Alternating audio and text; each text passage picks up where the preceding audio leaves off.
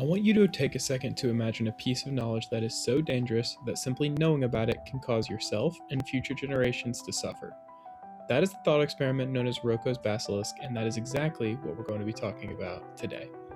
Roko's Basilisk has been referred to as the most terrifying thought experiment of all time and has gained internet infamy since its initial conception in 2010.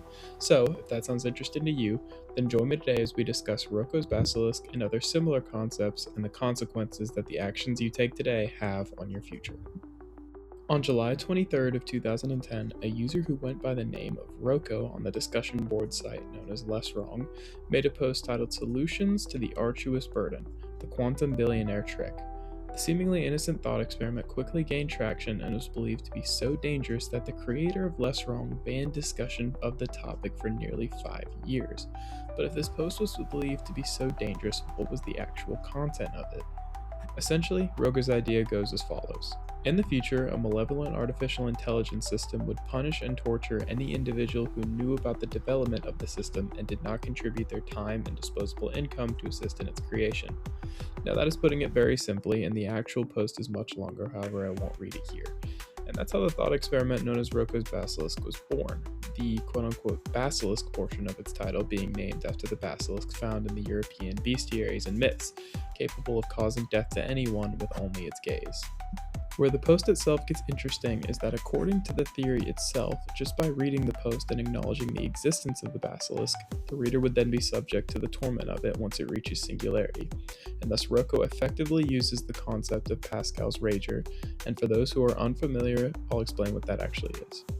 Essentially, the theory known as Pascal's wager was originally proposed by Blaise Pascal during the 17th century. He proposes that life has a game that is being played within it, similar to a coin flip, and every human being is playing whether they choose to or not. The game is one of belief, the belief in God to be exact. At some point in life, everyone must choose whether or not to believe in God. Pascal weighs the consequences of both choices. To make the choice cost absolutely nothing, but the consequences of the choice will either cost us an eternity of suffering in hell or grant us an eternity in paradise. The same concept can be applied to Roko's Basilisk's theory. It costs so little to help in comparison to what you will gain, and it will cost you so much if you don't help compared to the price of helping. But now all that begs the question. If the basilisk needs our help to be created, and can't be created unless we help it, then why help at all? It does seem like a rather baseless threat, does it not? After all, why would we be motivated to build something that would eventually destroy us? Well, that's where one of the most fun parts of the theory comes from, which essentially states that it's not a matter of if the artificial intelligence will gain singularity, but when. The idea that even just one man could be motivated in working to complete the project would eventually lead to it being finished, and thus dooming the rest of the knowing population to its wrath. Essentially saying that the train is already moving and you can either get on or get left behind. So after all of that, that begs the question, why is this so effective and why did it gain so much traction? Well, there's a few reasons for that. One of those is I believe that simply just popular, artificial intelligence is becoming more and more popular, especially in the modern day in 2026. And theories that have to do with it obviously are going to become more popular as well. I think that's partially it.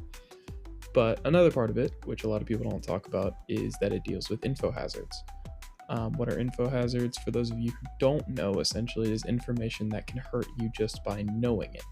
So that would be the part of the theory that states that if you knew about the artificial intelligence and didn't help with it, it would, once it reaches singularity, come back and hurt you.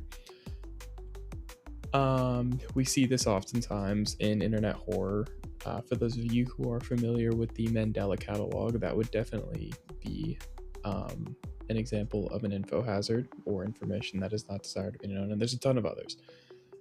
But essentially that's what makes it so effective, and that's essentially as far as the theory goes. There isn't much else.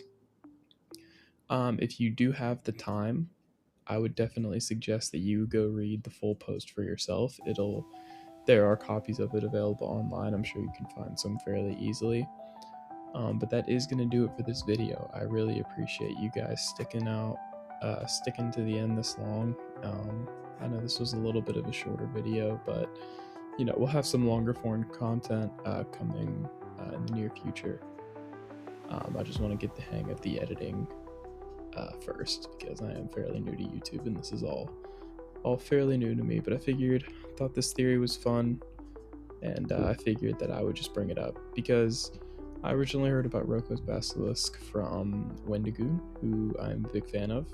If you have not checked his channel out, which I'm sure if you're on this side of YouTube, you've more than likely seen it. But if you haven't, go check it out for sure, because it's fun. But yeah, that is going to do it. And if you have stuck around this long, I really, really appreciate it. It means the world. I hope you all have a great rest of your day.